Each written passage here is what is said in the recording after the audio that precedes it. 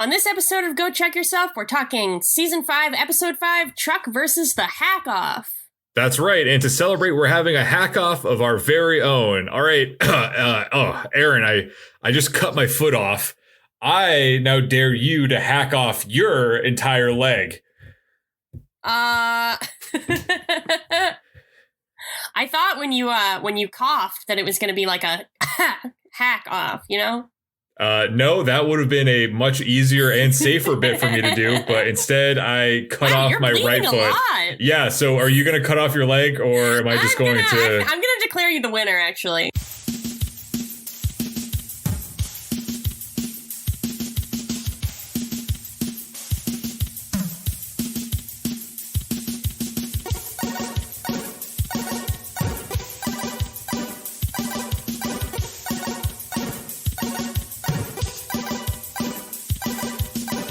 Hello, you are listening to Go Chuck Yourself.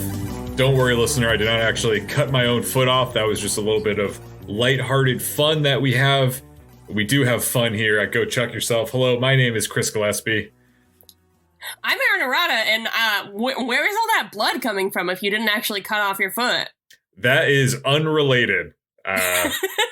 Don't Okay. worry about it. It's fine. I will not. It's fine. But we do have to do this episode very quickly for unspecified reasons. All but right, once again, sounds good. don't worry about that. We have fun here. Yes, that's right. We are talking about Chuck versus the Hack-Off today. And but before we do that, Erin, you recently went to the theaters, the cinema, if you will. Yeah. Mm-hmm. For a full-length feature theatrical presentation. It was very full length, I will say. I have an alarm that goes off on my phone every night at 7. The movie started at 4, and I thought, I won't turn off the alarm because it could not possibly take that long to watch this film. I blew past that mark. So that was my own fault. I didn't look at how long it was, but I assumed it would not be over 3 hours. I guess you could say that you really had no time to turn off your alarm. Yeah, I guess that's true. Yes, listeners, I saw the new James Bond film, No Time to Die. He's back. Jim, our friend Jim is back. He's drinking his vodka martinis. He's driving in his car. He does say Bond, James Bond, just the once though. It's not, they don't overdo it. It's very tasteful. You got all your friends. You got Blofeld. You got Q. You got M. You don't have the cat was not in it, unfortunately. I thought the cat would be in it. Erin has rewatched some of the Daniel Craig James Bond movies recently, yeah. So these are all apparently fresh in her mind. I have not seen them in a very long time, so I'm thoroughly confused. But I guess I was actually saying that we are probably the ideal. I mean, probably not the ideal because I was able to pick out inaccuracies and plot holes a lot more easier than someone who would have watched it like 3 years ago or whenever the last one came out. But yeah, I just watched them all in a row. Thursday, Friday, Saturday. A Bond every night. So everything was fresh in my mind.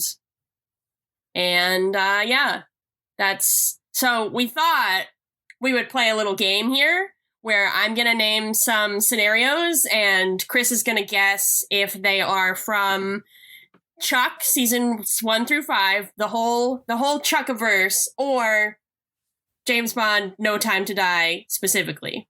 Okay. I have not seen the movie, listener. Yes, that's to be clear. Right. I have not seen it. But, okay, so maybe there's overlap between this and Chuck. Let's see. Maybe not. Okay, let's find out. All right, so, what do you got, Erin? A character must swallow their pride and visit an imprisoned criminal mastermind in order to find a more dangerous threat. All right, well, that's obviously, you're talking about Chuck here because that's like a Volokov reference. So I'm going to say Chuck on that one. Chris, it is both. Both? Both. Yep. He's gotta talk to Blofeld, played by Christoph Waltz. Ah, okay. I did not remember when you said Blofeld as the first character when you said all our friends are here. I was like, James Bond has a friend named No, Blowfield? well, I would not say he's a friend. He's more like a brother, in fact. What? That's... What? If you watch all the James Bonds, you'll know. Everybody who knows James Bond pretty well is just laughing and laughing here. Okay. All right. Number 2. A character's love interest is targeted by a weapon attuned to their specific DNA using a deadly formula created by a Russian weapons expert. All right. Well, that's obviously Chuck, because that you just once again described Volkov and the Norseman. No, Chris, it is both. Once again. So both is an option? I thought it was either or, but there's both. Both is an option. Okay, fine. So they did. All right. So did the writers of this movie just watch season 4 of Chuck and were like, yeah, we could do this. This sounds fine. Well, actually, I'm reading here that Phoebe Waller-Bridges is actually not a real person and is just a pen name used by Chris Fedak and Josh Schwartz. So she wrote the James Bond movie? I think so. Wow. I mean, I don't know. I think there were other writers involved, but I think she wrote it. Well, okay, now I gotta check so I don't sound like an idiot. No, that sounds legit, I guess. Of course, Billie Eilish wrote the hit song. Oh, that would have been a good one if I said Billie Eilish. Which one has a Billie Eilish song? I mean, Billie Eilish wasn't alive when Chuck was airing, so. I don't think that's true. Last one. A character struggles to leave the spy life behind for newfound love and ultimately decides against doing so. All right. Well, my gut is telling me that this is a Chuck one. However, since the past 2 questions or ideas, plots, or what have you have been both, I'm going to say that happens both in Chuck and in the new James Bond. Ding, ding, ding! Wow. Yay! You got one right. Congratulations. Lots of overlap. Yeah, lots of overlap. So No Time to Die, Go Chuck Yourself is brought to you by Ian Fleming's James Bond 007, No Time to Die, in theaters now. Go see it if you want to, or you can just watch Chuck, and it's basically the same thing. I was going to say, it sounds like if you like Chuck, then you will really like this movie, because it kind of sounds like a theatrical adaptation of Chuck. Yeah, we've been wanting the Chuck movie. But now we have it. It's just like the character is named James instead of Charles. So do you think Charles Carmichael, your deep dive into all things Chuck better prepared you for a James Bond movie? Like, you were able to appreciate or identify these tropes, or like, does this now change your perception of Chuck, having gone and been like, wait a second, this is how they actually do these things in the real version? Chuck is just an homage to this. I would definitely say the first one. I think that it's weird coming at it. We've been talking a lot because Chris read Dune recently, as we mentioned. I think it's season 4, and I am now reading Dune. It's weird to see sort of like the text of something when your knowledge is all based on something inspired by the text. So like, I have been watching Chuck, and that's how I know a lot of my spy tropes from. But then, like, watching James Bond, I'm like, oh, well, this is the thing that inspired those things. But it's kind of like this weird thing, because I'm like, oh, Chuck is being ripped off by No Time to Die. But actually, like, No Time to Die is, No Time to Die came out after Chuck, obviously. But, like, James Bond came out well before Chuck. And I'm sure, like, Schwartz and Fedak would admit to cribbing that a little bit. Mm-hmm. Or a lot of it. So, yeah, I think it's like, it's interesting, especially since we were so harsh on the Norseman as a device, and then this like $1 billion blockbuster uses like basically the same thing. Mm-hmm. I'm interested to see what other Chuck fans, or what people who have no knowledge of Chuck, think about that as a plot device, and whether they think that's big and scary, or whether they think it's as stupid. And if the fact that like James Bond is James Bond and has a much bigger budget and bigger stars and everything, like, no offense to Joshua Gomez and Zachary Levi, but Daniel Craig is probably a bigger star, maybe. If that lends a sort of credibility that Chuck doesn't have as like an action comedy on Friday nights on NBC. That's right. And it is in the the Friday night death slot. Yep. As we have said every episode, Friday night death slot. Before it was in the glorious Monday night prime time. Now it's in the Friday night death slot. Just like I'm sure this podcast is for you. You're probably listening to this. This episode is going to be released at 8 o'clock on a Friday night, and everyone's going to download and listen to it right away because that's when everyone's listening to podcasts.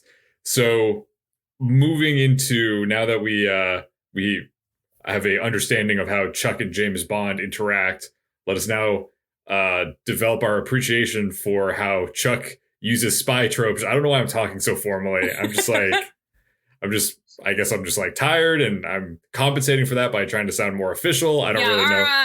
Our last episode, I was tired because I had been to the club, and now this episode, you are tired because you have been traveling. Right. Although you have also been traveling even more significantly than I have been, and you don't seem tired at all. Well, I've been home. I slept for like 14 hours yesterday. I woke up, went to see James Bond, came home, went back to sleep. So I'm rested today. More like no time to be awake. Am I right? Yep, you're right. All right, I'm going to do like 3 more of those jokes as we talk about Chuck versus the Hack-Off. I'm looking forward to it. Get ready. You may remember from the previous episode that Casey and Lester have both been arrested, and that's all you need to know, because if it's good enough for Chuck's recap, it's good enough for us. We start in a prison visitor's room where Chuck and Sarah are visiting with Casey. Chuck has brought a tiny, palm-sized map of the prison with him, but Casey refuses to take it, saying he won't risk an escape, and besides, it's more prudent to spend their resources figuring out why Decker wants Casey off the map in the first place. I said that all without taking a breath, and it was very hard. Meanwhile, at the next table, Morgan is playing mediator between Lester and Jeff. Morgan says that Jeff is willing to drop all charges if Lester promises not to poison him anymore. Lester refuses and heads back into prison, dragging Casey with him. Once they're back outside, Chuck admits that he feels guilty for starting Carmichael Industries when it led to Casey's imprisonment. Sarah tries to comfort him, but they're interrupted when they're both shot with blow darts. Oh no. They come to and learn that Decker has kidnapped them. Ironically, he needs their help. Chuck is the best hacker the CIA ever had, which is, like, actually kind of sad when you think about it. So in exchange for Chuck finding and defeating a megavirus called the Omen, Decker will let Casey out of prison. If they don't help, however, Decker has people on the inside who can make Casey's life hell. This seems to be the case because we cut back to prison and everyone there seems to want to fight Casey. Fortunately for him, someone else is in prison to make his life not hell, but dare I say, heaven? That's right, folks. A guard grabs Casey out of the fray and drags him into what's either a supply closet or some kind of med bay. And that guard is actually not a guard at all, but it's Gertrude Verbansky. Great to see her. They trade in some prison-based innuendo stuff, and then they end up making sweet, sweet love. And honestly, I just find them delightful. Every time they're together on screen, I just turn into a 12-year-old girl again. They seem to be able to have sex with all of their clothes on from... It doesn't really seem like they took their clothes off at all, in my understanding of it. Chris, I need to talk to you about some things after this.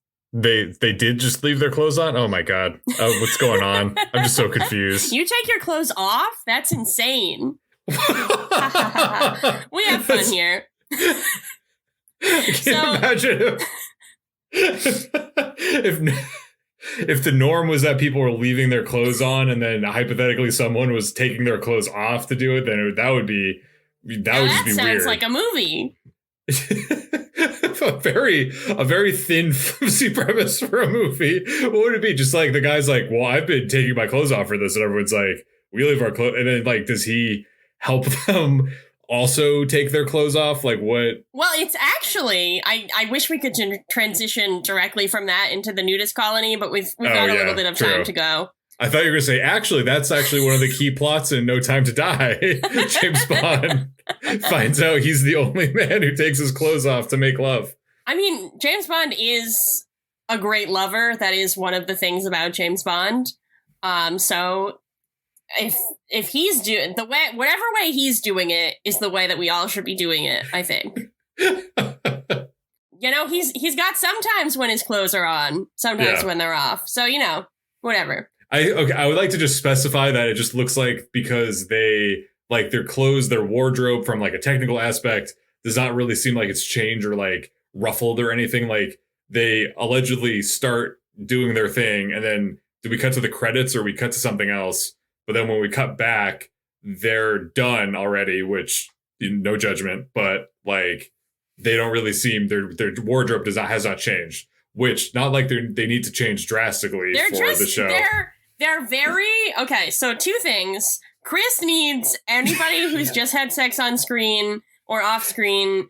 If it doesn't pan to curtains, he needs their clothing to be rumpled or like the sheets to be rumpled. He needs the woman to have the sheet wrapped around herself in that way for him to understand that there has been sex. I need her to be smoking a cigarette as well. Yeah. One or both characters must be smoking a cigarette for me to understand that sex has taken place. Makes sense, yeah.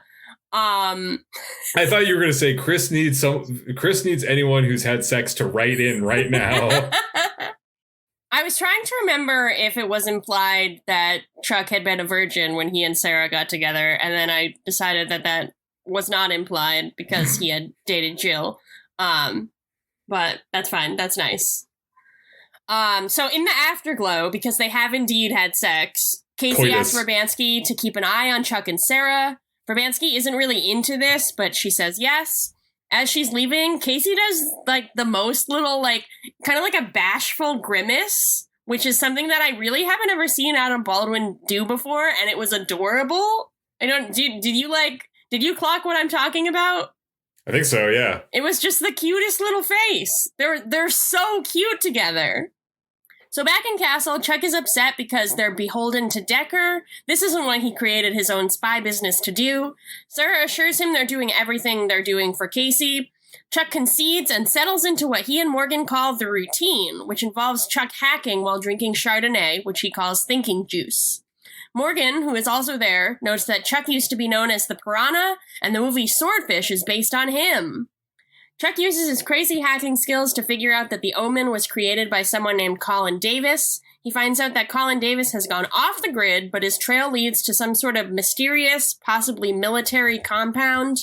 As all this is happening, Morgan tries to head up to the Buy More, but runs into Verbansky in the castle elevator. She threatens him with gun violence, so he'll bring her to Chuck and Sarah, which he eventually does, and then she says that she's there to go on their mission with them as a sniper. She says, "You want your partner back, and I hate to see the competition struggle like this," which is cute, because she also obviously wants her partner back, her sexual partner.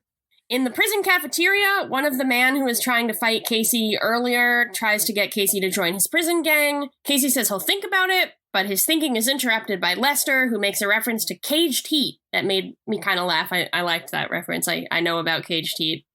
It was funny. Lester has his typical bluster and bravado on, which seems to be just an act, but once Casey walks off, Lester pays a prisoner for bringing a 12-gauge to his room. Uh-oh, is Lester maybe, the leader of a prison gang? Back on the outside, as they say, Chuck, Sarah, and Verbansky sneak onto the mysterious compound. When they hear shouting, they assume it's some sort of military training, but upon their approach, Chuck and Sarah realize it's actually nudist yoga. Chuck is pretty floored by this, but Sarah runs with it immediately. She just starts taking off her clothes. In response to Chuck's insecurities, Verbansky tells Chuck over the intercom that he's not much to look at. Welcome once again to the Friday night death slot where, like, how do we get people to watch? I guess, Yvonne, we've kind of been just, like, teasing it this whole time, but maybe you should just get naked. Maybe that's how we'll get eyeballs. Yes, there's that. I always feel like there's no way around it. I feel like when they have people be actually, like, when they don't just, like, cut creatively and just have, like, the like, blurred bars in front of, I feel like that's a coward's move. I'm not saying they should have showed everybody naked, but I just feel like I don't want to see the bars. I want it to either be, like, just, like, funny and ridiculous that, like, people keep having, like, large items in front of their nakedness. Uh-huh. And I was just kind of surprised that they were just using the bars. I appreciated the bars. I was surprised as well that they went for it. I thought it was a daring choice. You can't really hide much, it seems, with the bars, but I did not expect it from Chuck. I was really kind of not taken aback by it, but I was definitely surprised. That was an interesting choice. I agree that it was an interesting choice. I don't know if I liked it, but I agree. So Chuck and Sarah wander into the nudist yoga where they meet a woman who I don't really think we ever get her name, but she's Did you get her name? No, I don't think she has a name.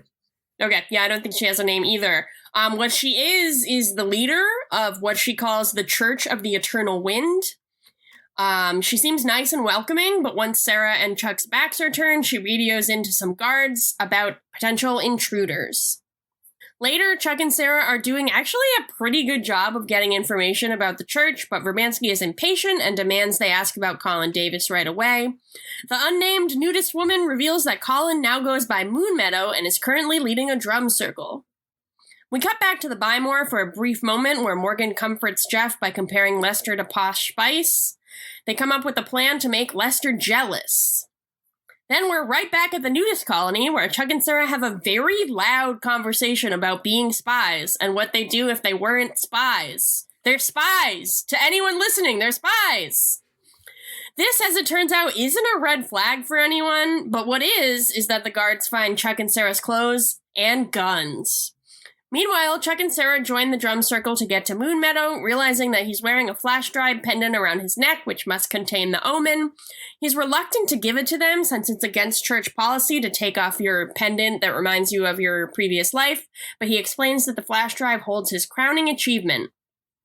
Just then, the unnamed leader woman comes in and yells that they have intruders. Verbanski snipes out the first wave of guards, while Chuck takes off after Moon Meadow.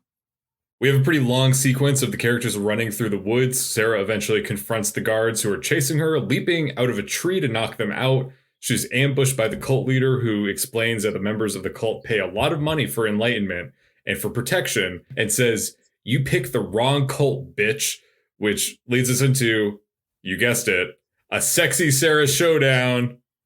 Literally a sexy Sarah showdown.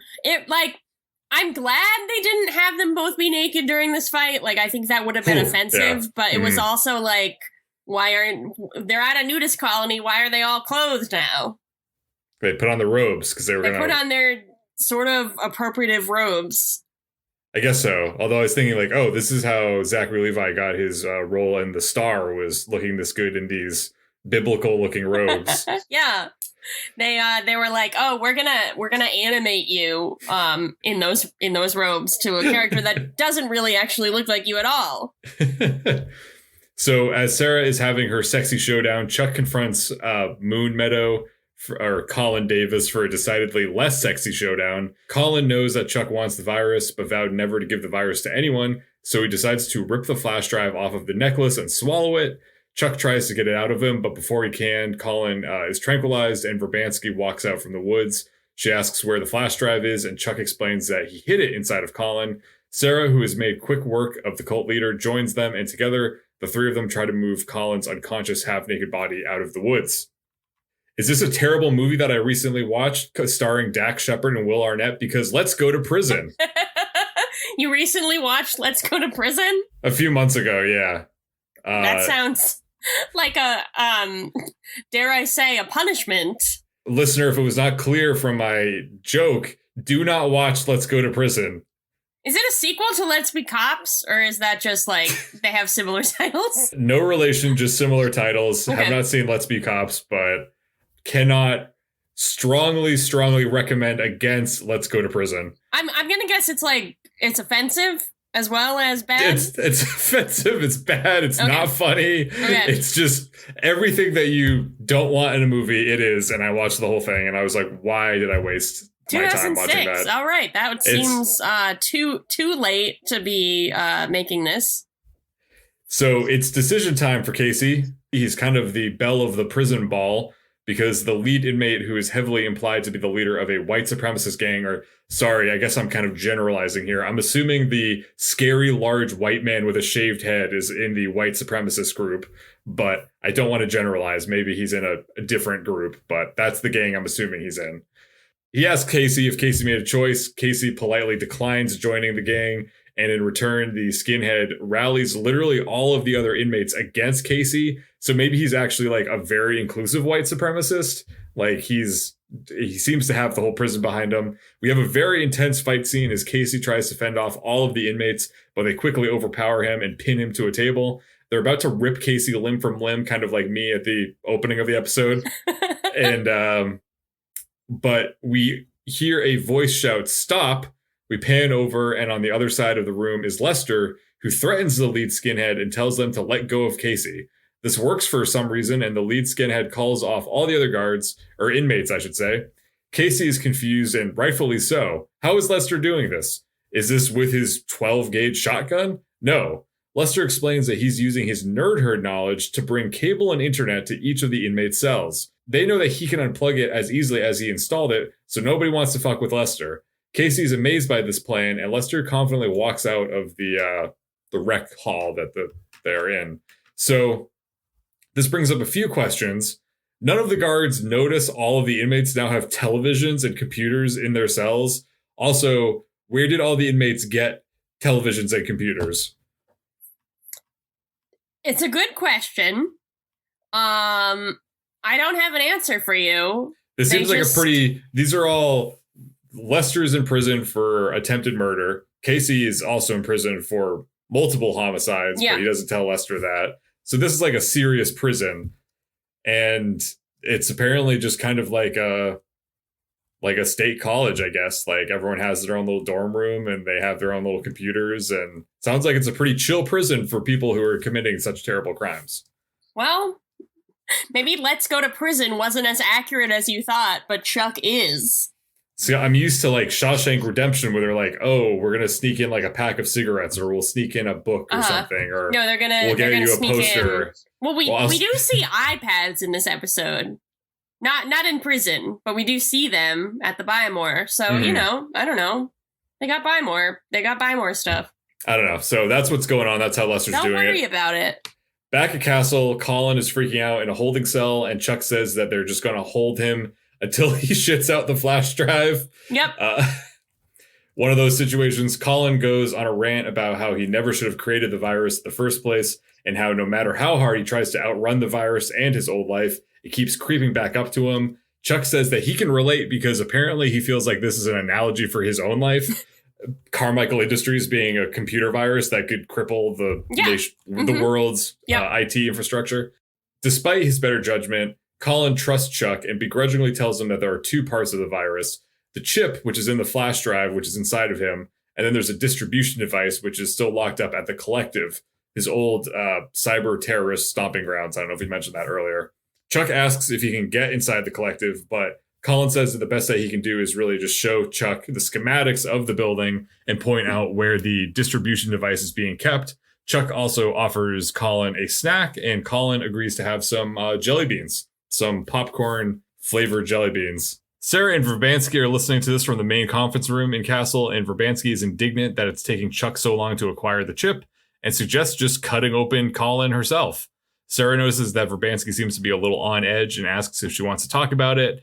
And I readied my mute button because it seemed like we were going to enter some sacred girl talk. But fortunately, I did not need to mute because Verbansky shoots Sarah down, not literally, just figuratively. I know we don't know Verbansky that well yet, and maybe shooting Sarah is something that she might do. But she doesn't do it here. Just want to clarify. Instead, she tells Sarah to stop trying to be a psychologist. Sarah asks if it's about her feelings for Casey, and Verbansky insists that she does not want to talk about it and that she and Sarah are nothing alike. She can't possibly be a spy and have feelings for another spy. Unheard of. Unheard of. Can't be done. Verbansky storms out of the room, and Sarah takes a sip of her coffee with a knowing smirk. Up in the Buy More, Morgan and Jeff reveal their master plan to get Lester back. They're going to video call Lester on his prison computer, which once again he has, and introduce him to his replacement, who is none other than the star of NBC's hit show Community, Daniel Pudi. Lester is rightfully threatened by Daniel Pudi, who is also of Indian descent. In this case, Daniel Pudi's character is also a Canadian Hindu-Jewish power ballad singer, which really gets under Lester's skin.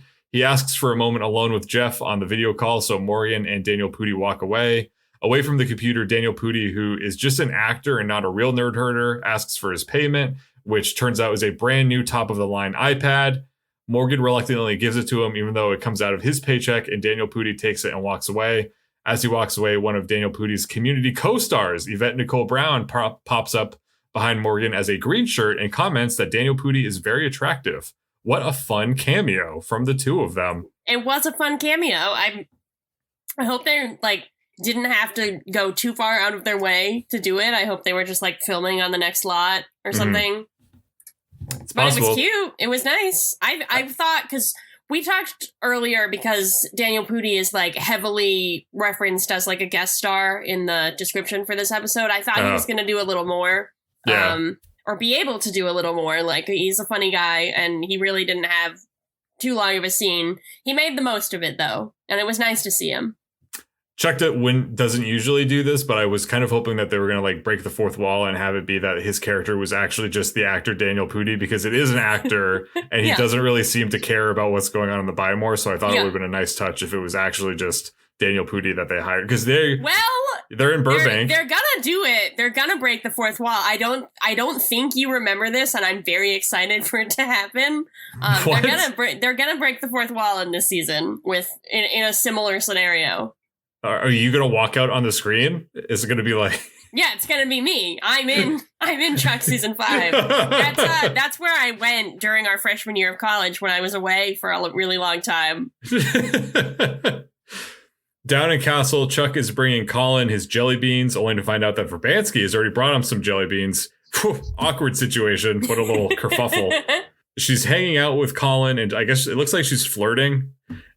I didn't get that vibe, but you are the expert on flirting, of course. Erin said that very sarcastically. I think I'm pretty good at flirting. No, I'm terrible at flirting, as indicated by the fact that I just said I think I'm pretty good at flirting in a weird voice. It was very Larry David-esque. He's obviously an expert on flirting as well. You're in good company. He gets so many different women in Curb Your Enthusiasm. It's disturbing how many beautiful women Larry David gets, which may be the case. It is a show that he writes about himself and allows himself to be in. So I don't know, but I mean, he's a good looking guy. Maybe he does get a lot of women, and it's just autobiographical. I'm just saying that if I wrote a show about me and I was a character and I had the ability to cast myself against lots of beautiful women, I'd be down. So whether or not she's flirting, Colin tells Verbansky that the collective's only weakness is to be exposed from the inside, which is appropriate because his own insides are about to get exposed. His little tummy is getting very weak. Turns out the jelly beans that Verbansky gave him were some kind of pro-nausea medication, which don't look like jelly beans at all, but apparently he was eating them. They very clearly look like evil Tums or something like that. They're that shape and consistency. So Colin pukes up everything that's inside of him, including the flash drive. Verbansky puts on a latex glove and reaches into the bucket of puke, retrieves the flash drive, and leaves the holding cell patting Chuck on the shoulder with her puke hand. Later that night, Chuck is outside of the collective, which is in a dark alleyway somewhere downtown. He's dressed like a cool hacker, which is just to say that he's dressed like he normally is, when he's in casual mode, but except he's wearing a beanie, which is what apparently cool hackers wear. Verbansky and Sarah wish him luck and run off. He knocks on the door to the collective and a couple of armed guards answer. He says he's there for a job, and a sleazy man in a suit comes out and asks him if he knows what happens if he fails the new hire test. And Chuck swallows hard and says that he does. This is another unnamed leader type. He doesn't get a name ever either. He is also unnamed. Unclear what exactly his role is with the collective. If he's if the collective is working for him, or if he's just kind of a hiring manager at the collective, and he has some unconventional practices.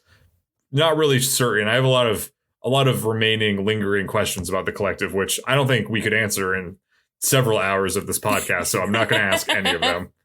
All right.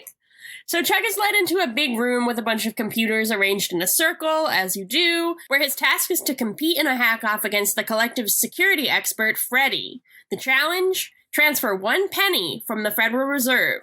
Luckily, Chuck has brought his thinking juice, aka Chardonnay, with him.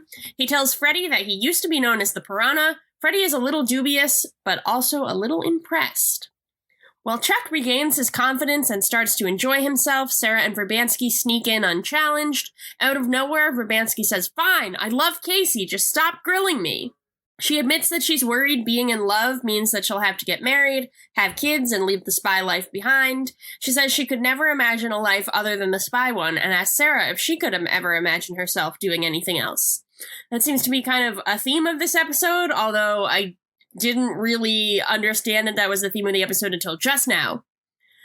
Back in the hack-off, Chuck's showboating has cost him the challenge. Freddy has won. Chuck tries to save face by saying he hacked into the Buy More and got everyone flat screens, but the leader guy is not impressed by this, and neither am I, frankly. They don't know that Chuck owns the Buy More, but, I don't know. That's less impressive than the Federal Reserve.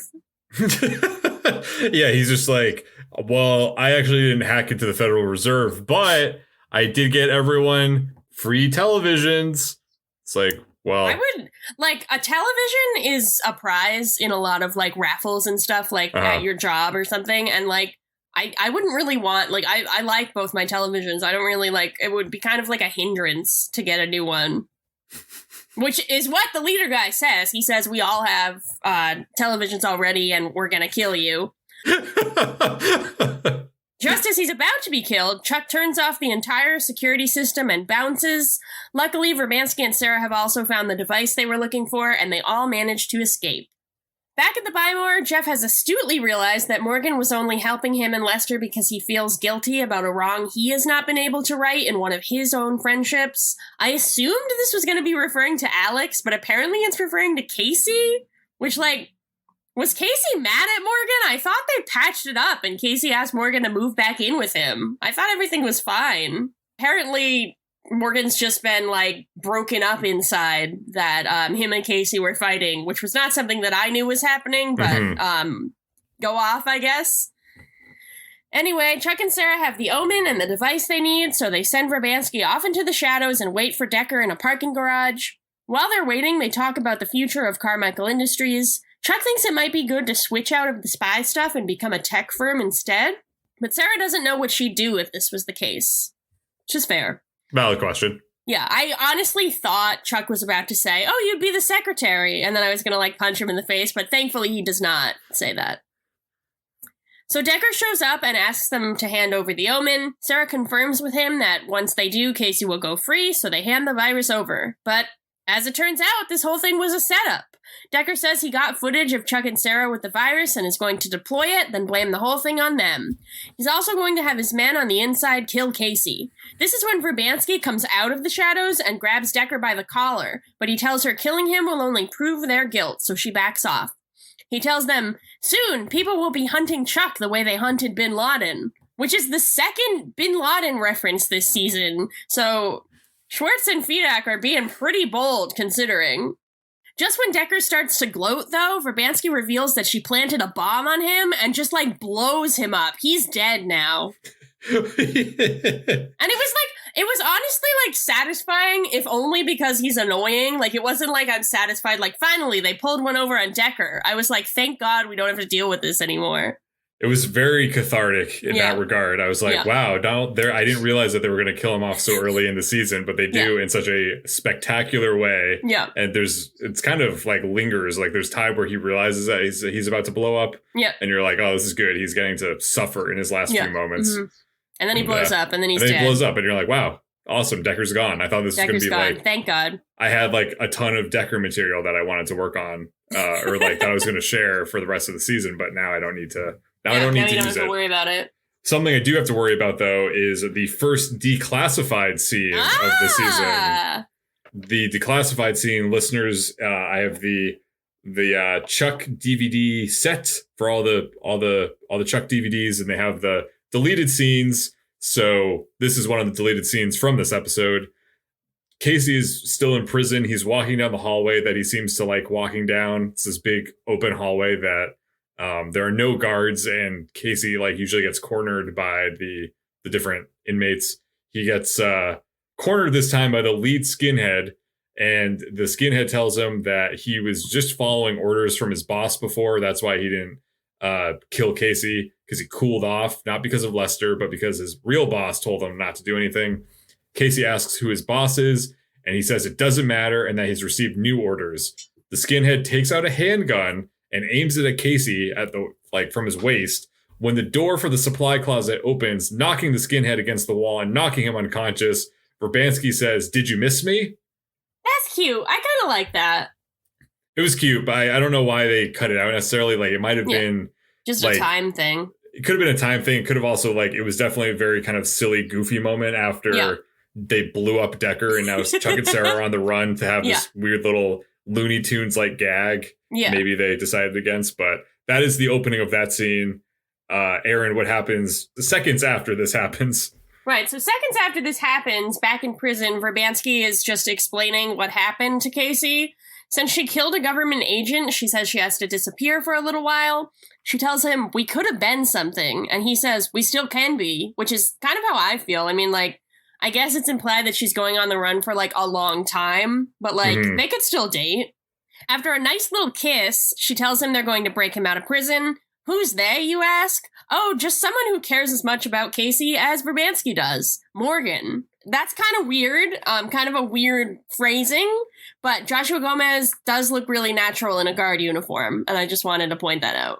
And then he proceeds to make love to Casey in the supply closet. Yeah, I mean, there was a reference, Jeff made a reference earlier to threesomes, so that could be something it's not something that I was really picking up on, but the show seems to want me to be picking up on that energy. So I don't know. All right. I don't dislike it. So it's Casey, Morgan, and Verbansky?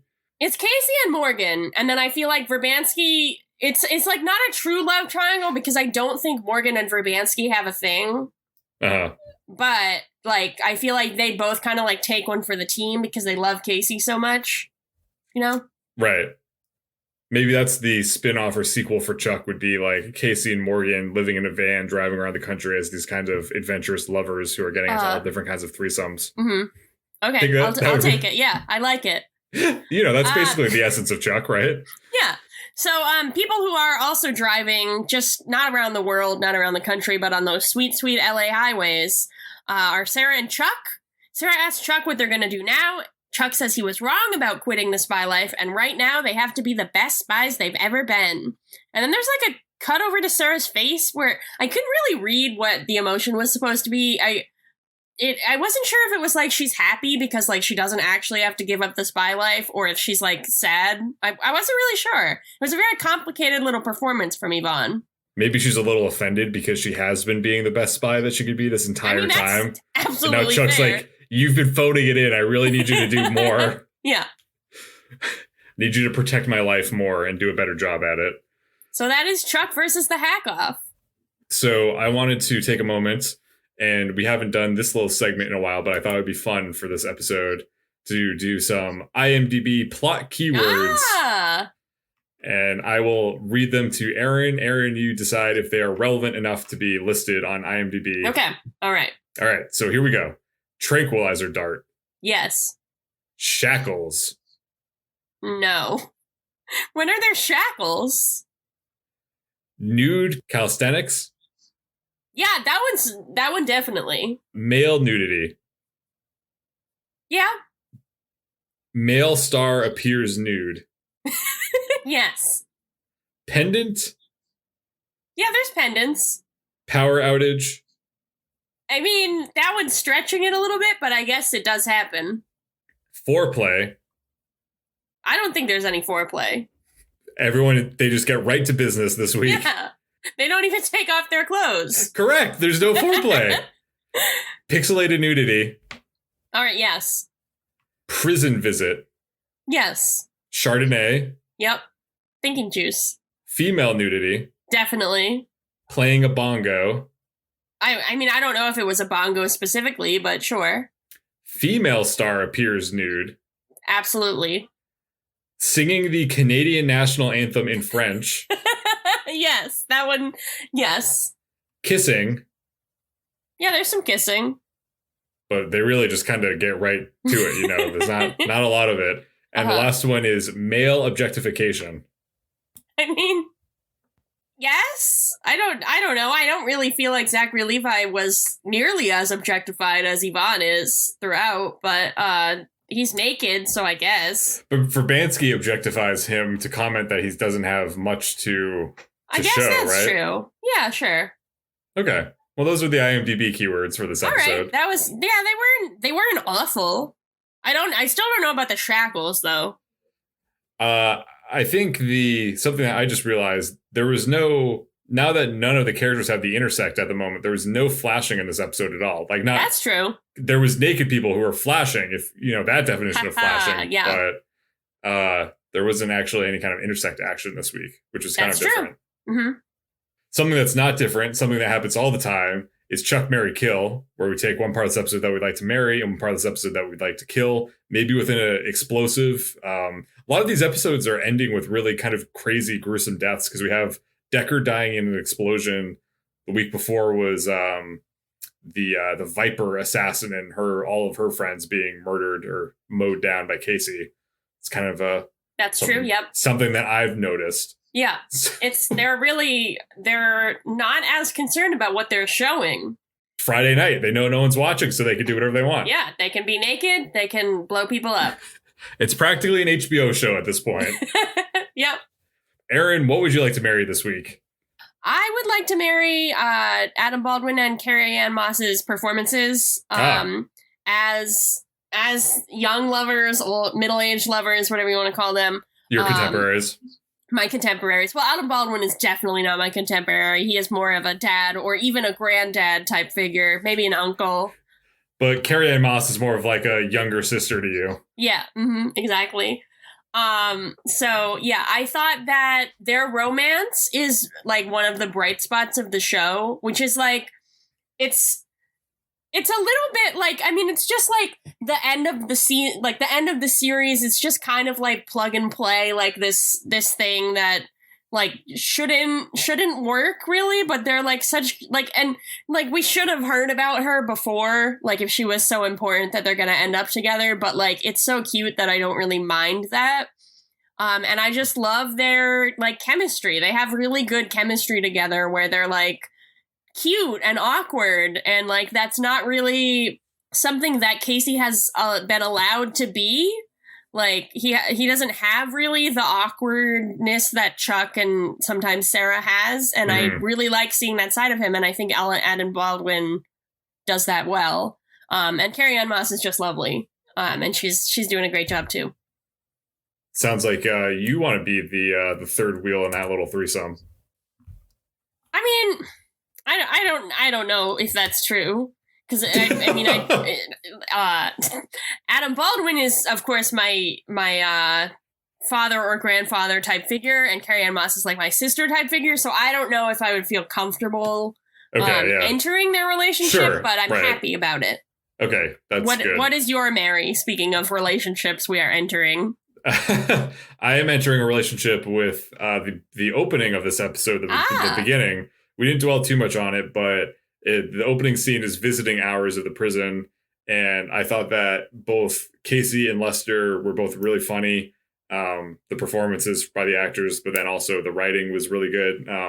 There's two lines that Lester said that made me laugh out loud, which were Jeff and Morgan are trying to get Lester to admit to doing like what he did, and Lester says, "I admit it. I tried to poison you to keep you subordinate," which is just such a scary line, but he says it so casually. It's just very funny. And then Lester goes on to say that he can't promise that he won't try to poison Jeff again. Yeah. So he just is going to stay in prison, which I thought was just really dark and really funny. So I appreciated the opening of the episode. Casey was funny as well. It was cool seeing the characters in this different setting. I liked how they had it. You know, like you have Chuck, Sarah, and Casey there, obviously, and then the Jeff, Morgan, and Lester, like reflecting that kind of parallel. I thought it was good. I thought it started the episode off on the right foot for me this week. Great. And then we have our kills. Erin, what would you like to kill and then, I guess, go undercover and run away and live life on the lam? So I think I've had this kill before, maybe even last week or the week before. We got a serial killer.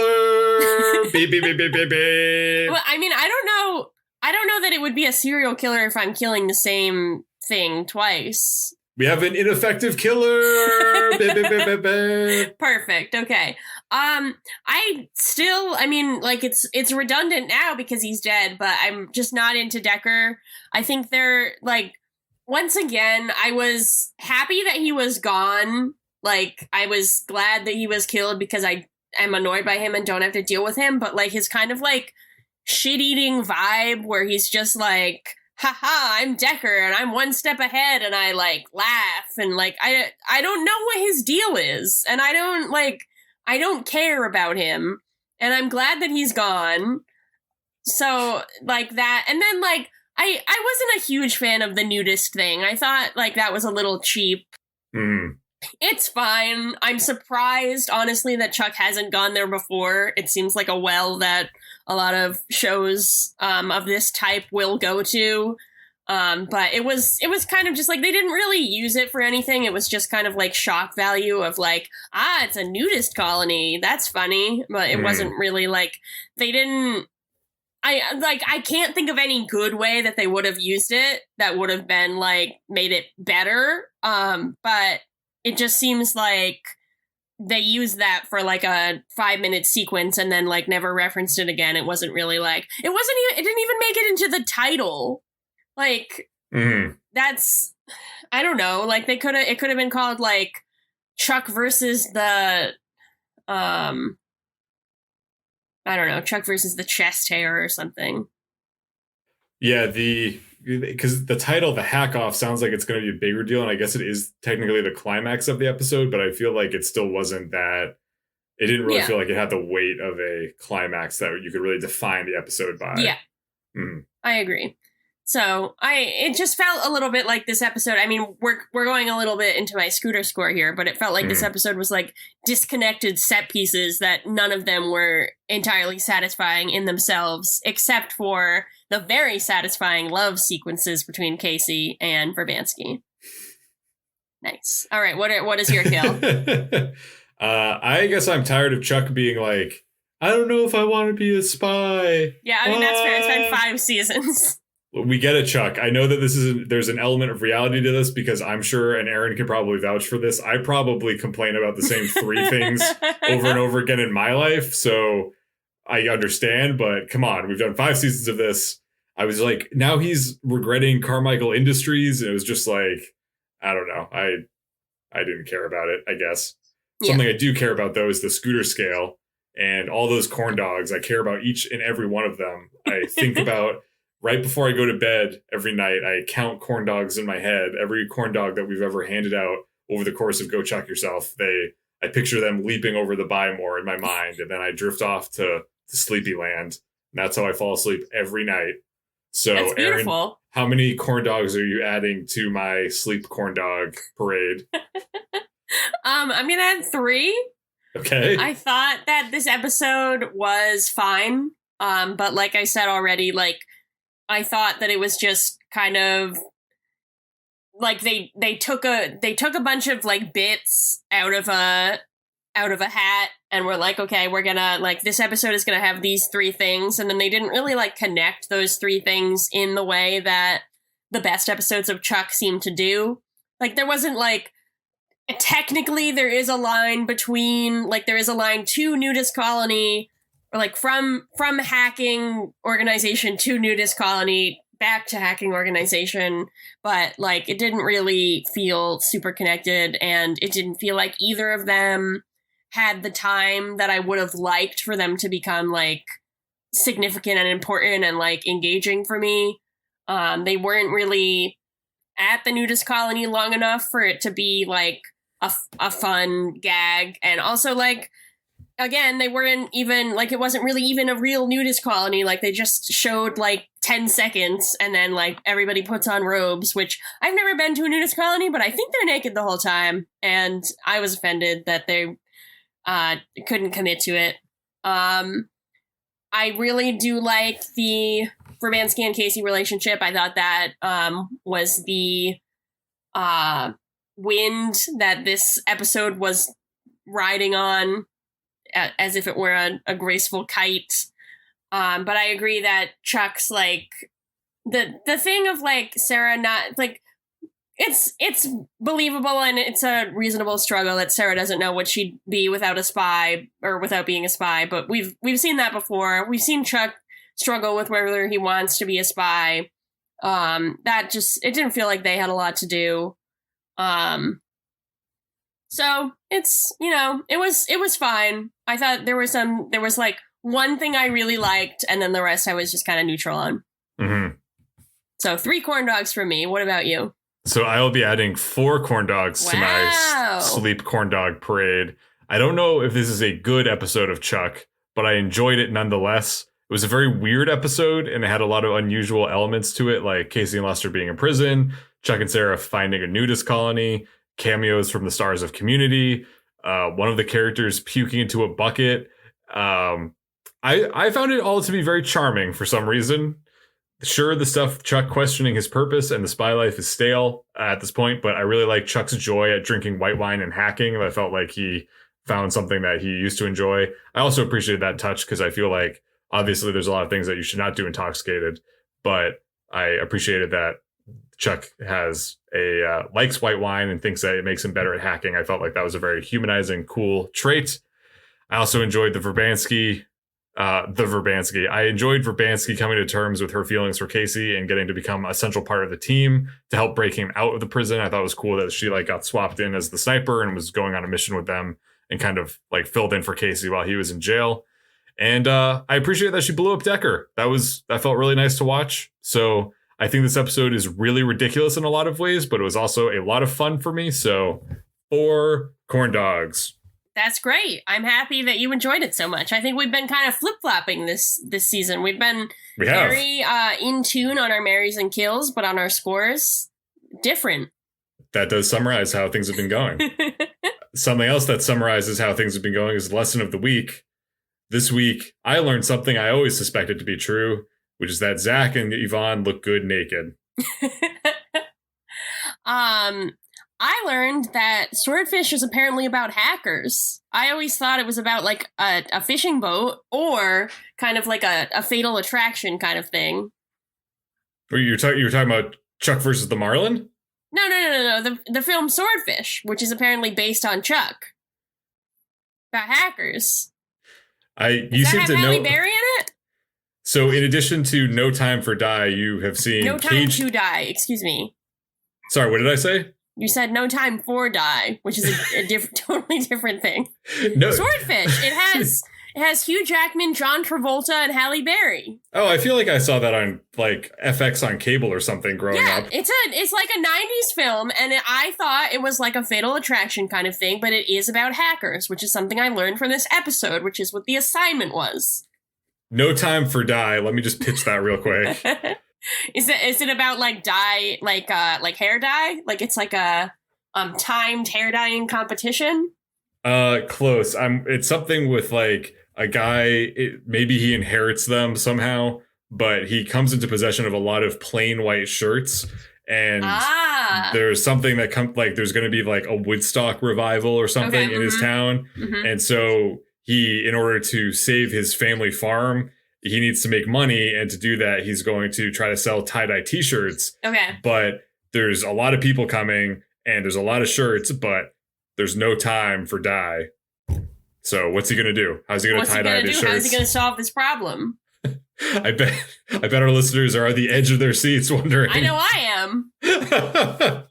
Would you say that movie sounds better or worse than No Time to Die? Probably about the same.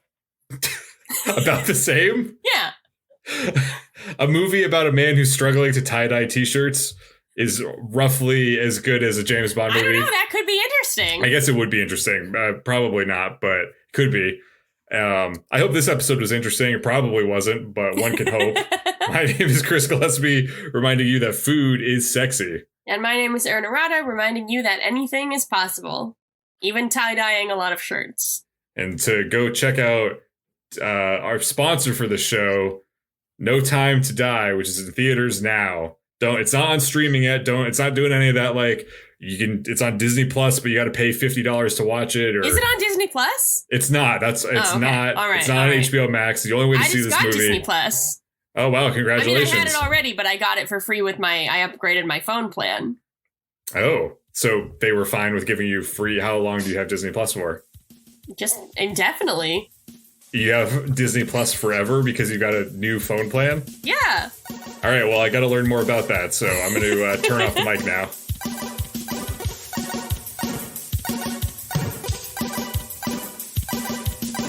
Thanks for listening. As always, a big thanks to the artist Hadakoa and the fine folks at freemusicarchive.org for providing us with our theme song, Warm Up. If you want to drop us a line, you can reach us at GoChuckYourselfPodcast@gmail.com. Don't forget to like and subscribe to Go Chuck Yourself on your preferred podcast platform. New episodes come out every Monday morning, and you do not want to miss a new episode. Thanks again. We'll see you next week. Bye-bye.